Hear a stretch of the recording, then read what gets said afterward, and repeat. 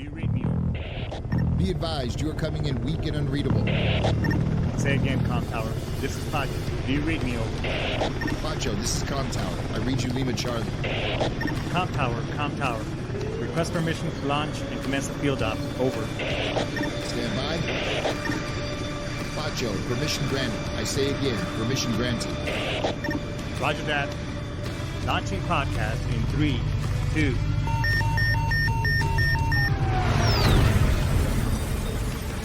You are now entering the field op with your host, Pacho Correa, Chief Warrant Officer 3, United States Marine Corps retired. Get some. Hurrah!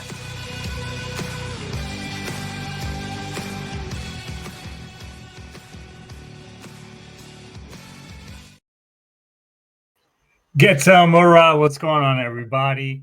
Friday night's Eve, baby Friday. Well, goddamn, it's almost the weekend. Hey, we got a really good show for you. Welcome back. Had an amazing week this week, and obviously the last weekend. For those of you who follow me on all the other social media platforms, I went to a Marine Corps birthday, and that was pretty cool.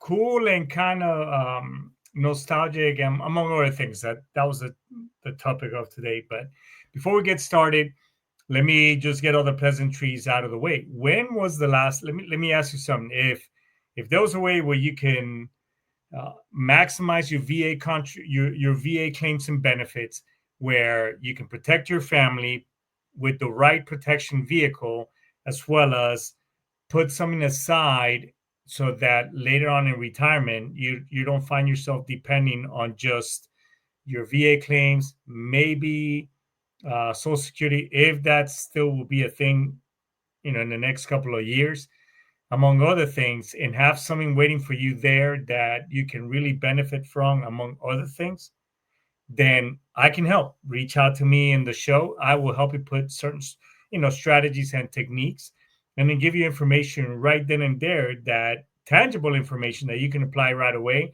so you can start protecting yourself and your family and have a better future.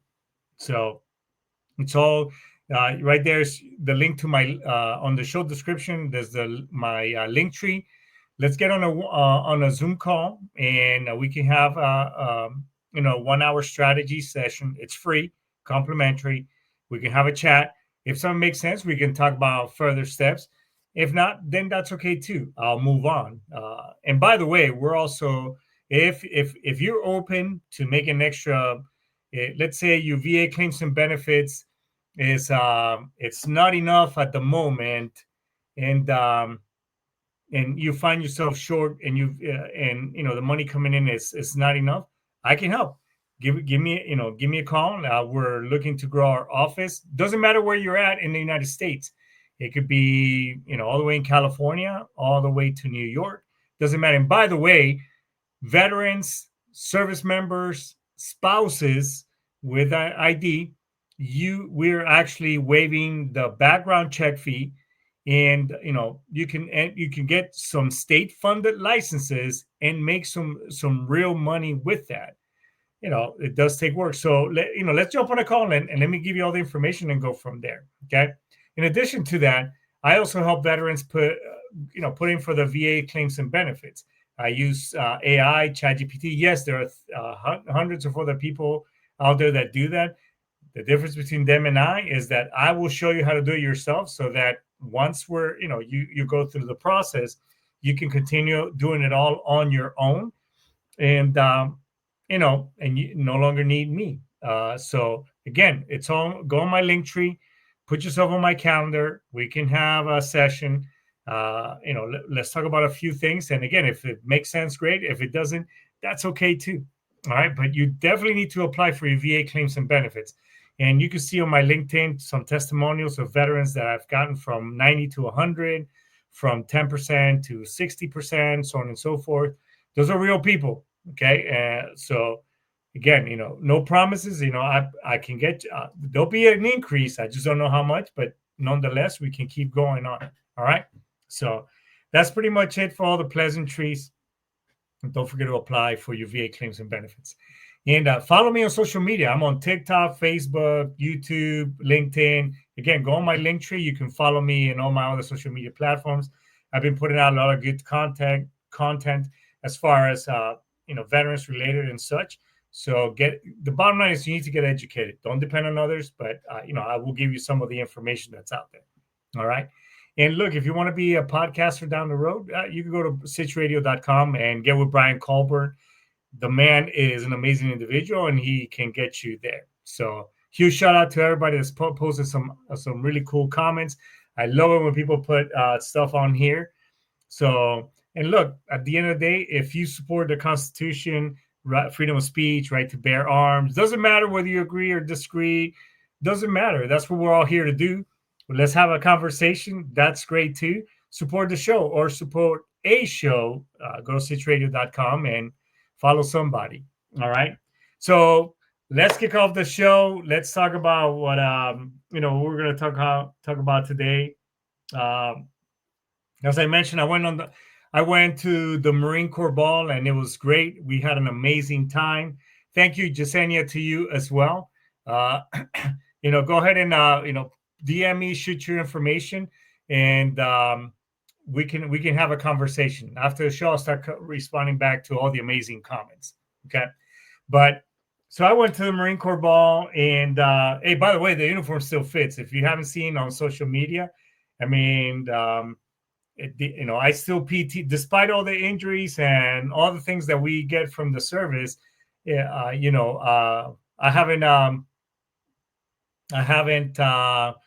I haven't expanded out of my uniform, like some of us have. I mean, and hey, look, things happen. I get it. I'm not here to fat shame anybody, so don't get your feathers all ruffled up. It's just for me. It's always been a thing that I just, I wanted. It's pretty cool to be able to wear the uniform. So, and we look pretty sharp. I mean, the wife threw on a really sexy dress. God damn, she looked good. And so we went to the Hard Rock Cafe and we were strutting our stuff. It was really cool, walking around and obviously people thanking me for my service. I don't know, it just after all this time, to be quite honest, after all this, I don't know, maybe some of you can attest to this. It feels kind of weird saying, thank you, so to speak. It's like, I didn't join to get thanked for what I did. It's just, I don't know, most of us that, raised our right hand, to me, it was just kind of somewhat of a calling. One, I joined in the late 80s, early 90s time frame. So back then, the recruiting commercials, I mean, they were quite, if you think about it now, they were quite comical. I mean, it's a Marine, fighting freaking giant chess pieces.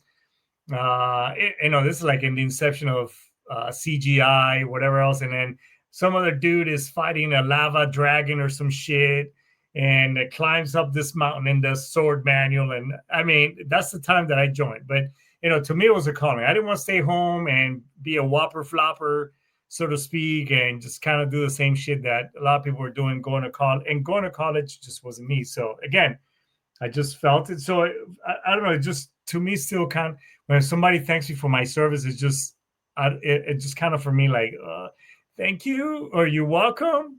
You know what I'm saying? It's just something I did, and I'll do it all over again, despite everything that's going on. So, but it was cool. It was cool hanging out around young Marines.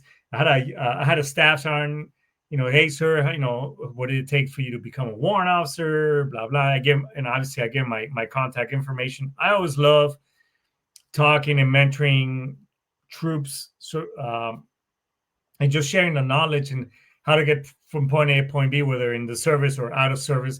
It's just something that I don't know. It's just something that comes pretty natural to me. Maybe that's why in the industry that I'm in, because I love talking to people. I love just getting to know, even whether we agree or disagree.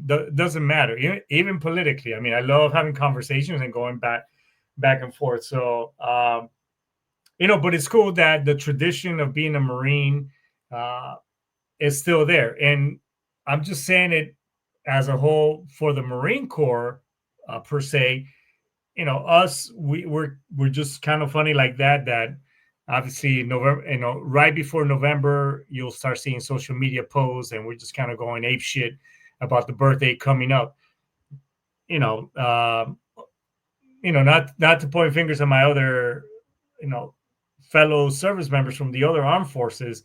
It just we're kind of funny like that. So don't hate us for it. That's kind of how we're wired. So, but it was really cool just hanging out around young service members. We got to read obviously we heard John A. Legern's message. I did that for you guys last week as well. What does that message really mean to me?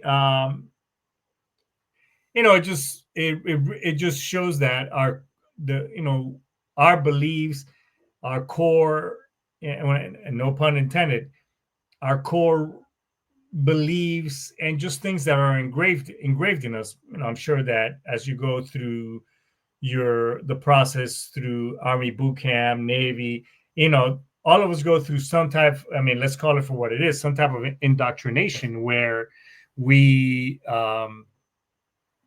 it just kind of it's ingrained in us. We associate as a soldier, as a sailor, as an airman, whatever.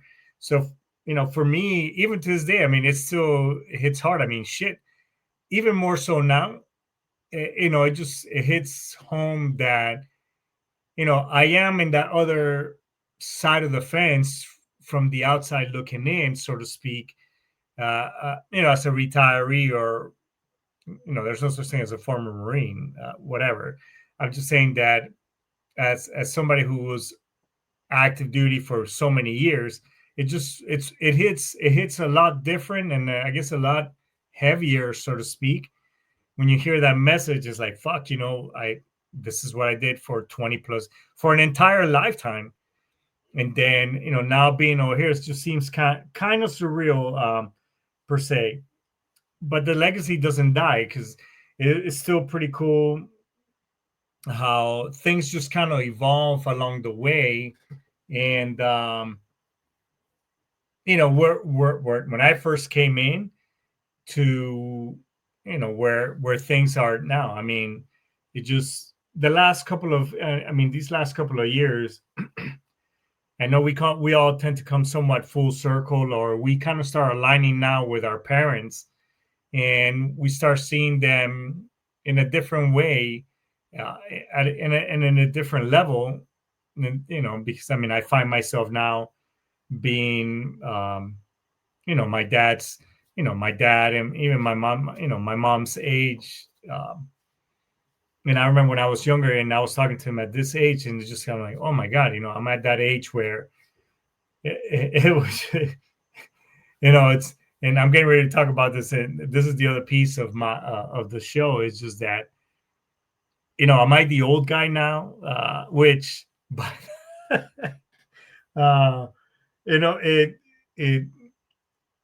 I was, when they did so when you do the cake cutting ceremony, let me just kind of preface what I'm about to say here. When you do the cake cutting ceremony, it has, obviously they roll in the cake, very somber music, which I've done in the show. If those of you who follow the show and heard me done the whole Marine Corps thing with the somber music.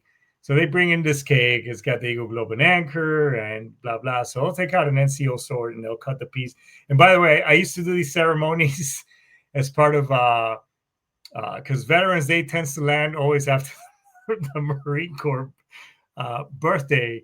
So when I was at Corp working with a corporate company, a lot of the other service members used to just kind of hate on us Marines, which was only a group of us.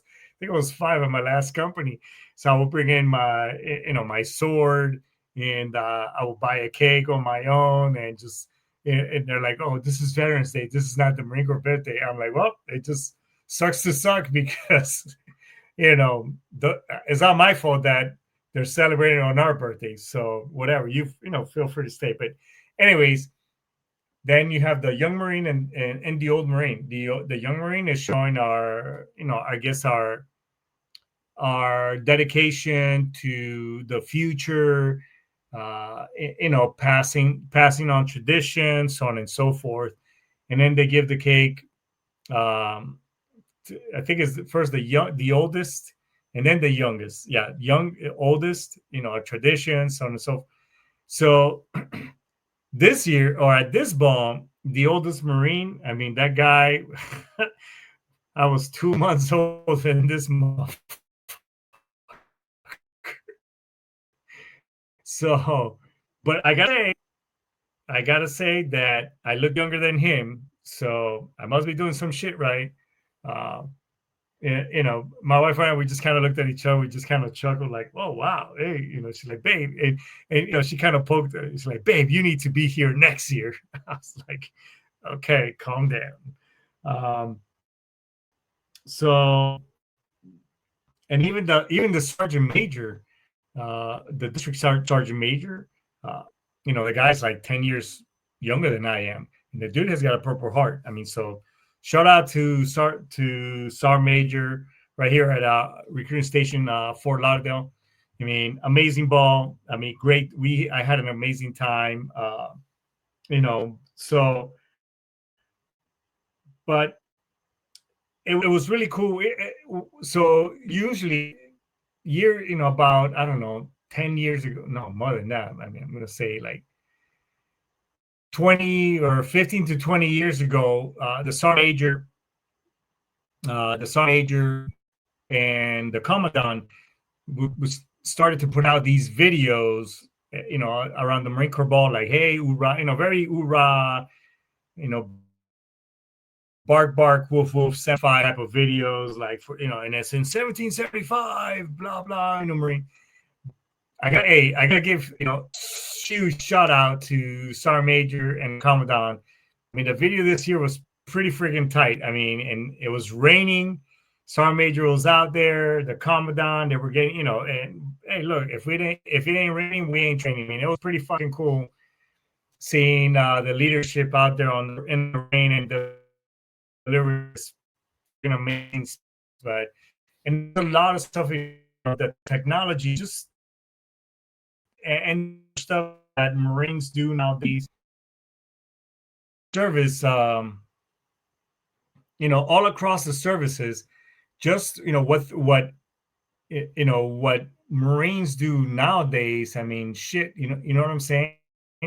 It's like, it's very technical. I mean, doesn't matter whether you're infantry, support, artillery, doesn't matter. I mean, what service members as a whole do nowadays, it's not like, oh, you're a dumb grunt, or you're a dumb, if or you're a pogue, so to speak. I mean, things have changed so much over the last couple of years, and I was lucky to have some part of that, bringing on some of that new technology on board when it came to rolling stock and equipment. But there was a little bit of nostalgia, a little bit of sadness inside. That shit. By the time the Marine Corps ball was over, I mean, I was ready to just go back to the recruiting office and, hey, say, sign me up. I was ready to whip it on and do it over again. So, I don't know. So it was just kind of reflecting on the whole pride, the humility, again, nostalgia, and everything else. So, but time keeps moving on. I mean, that's the one thing that we're guaranteed: time and time and taxes. I mean, and I read something today: treat time like it's your only currency, and like you only have a little bit of it. You know what I'm saying? So, and as I kind of treating it as such, because it can be so precious, but it can also just be gone. I mean, at the blink of an eye. So you know, you again, it's just the whole I'm not gonna lie, it did hit me a little bit because everybody looks so freaking young. I mean, there were gunnies and staff arms with 2 hash marks on there, so they were late 20s, early 30s, whatever, but they just look so freaking young. Um, so I just kind of felt that I'm getting away further and further. Although great hanging out with Marines and sharing that camaraderie and all that good stuff, but I just felt so like I'm getting away from the flagpole, so to speak, in the sense that it was just looking at them from a different standpoint. Like, fuck, that was me, that was my life for 20 plus years, 11 years ago. Shit, I mean, Jesus, that just hit me right now. uh, life after service, obviously, the things that we used to pay mind to all the time, like going out there and running yourself to the dirt, through your pushing yourself through your injuries, uh, taking Motrin and Tylenol like they're Skittles, and no pain, no gain. Uh, you know, putting your Marines and everybody else before you. All those things is just the things that we do because the leaders that we are, the people, and how we're wired, and to the things that we worry about now. I mean, it just kind of, I tend to just kind of look back at, I'm like, man, I can't believe I used to worry about this or about that, or even not being out. It's like, oh my god, why when people make a big deal, or I'm scrolling through social media or whatever the case, um, you know, I think like, man, you're really worried about this or you're crying about that. Doesn't matter what it is. It's like, man, do you know that? And I can honestly say this. I mean, and growing up, I would hear, oh, there's kids in Africa, back, I've known older people. It's like, oh, in China, people are starving, blah, blah, or whatever. In my time, growing up was Africa, Ethiopia, Live Aid, all those things. But I have literally seen starving kids, all that stuff from my travels through the military, in Iraq. I got deployed to Africa at one point in time, and yes, I mean there are a lot of areas with extreme shit. Even where I'm from in Colombia, I mean, extreme freaking poverty. So it just again it makes me reflect, like, man, the things that we worry about now, or what I see people just bitching and crying about. It's like, fuck, man, you have absolute zero knowledge of what's outside your bubble, so to speak, because there's an entire world out there that has no food, no water, no electricity, no nothing, no internet.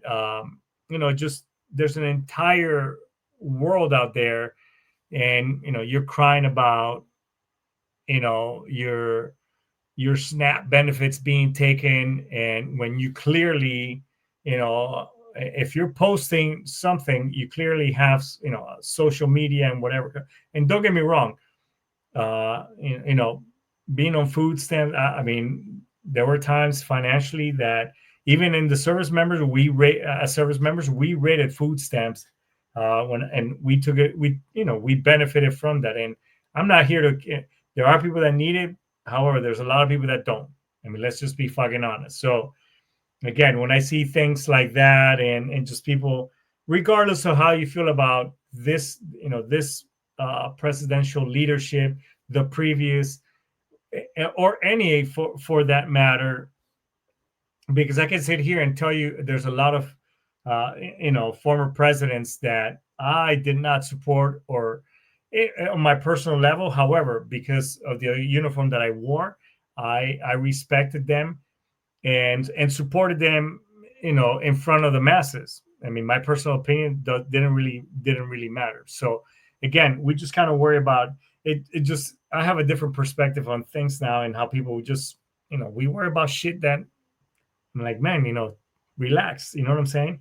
So so you know so I guess how and I just see Marines or service members posting stuff on social media nowadays. I guess it's just cool to see how how things have changed and with times and everything else. I mean, posting things when I came in was friggin' unheard of. I mean, I come from a time where fucking computers were the white ones, where you still use MS DOS. You had to, the analog thing and whatever else. I mean, it was it's unheard of. But just seeing how service members are using TikTok and social media to kind of get the word out there about what we do and us. So hey, look, things change and time changes, right?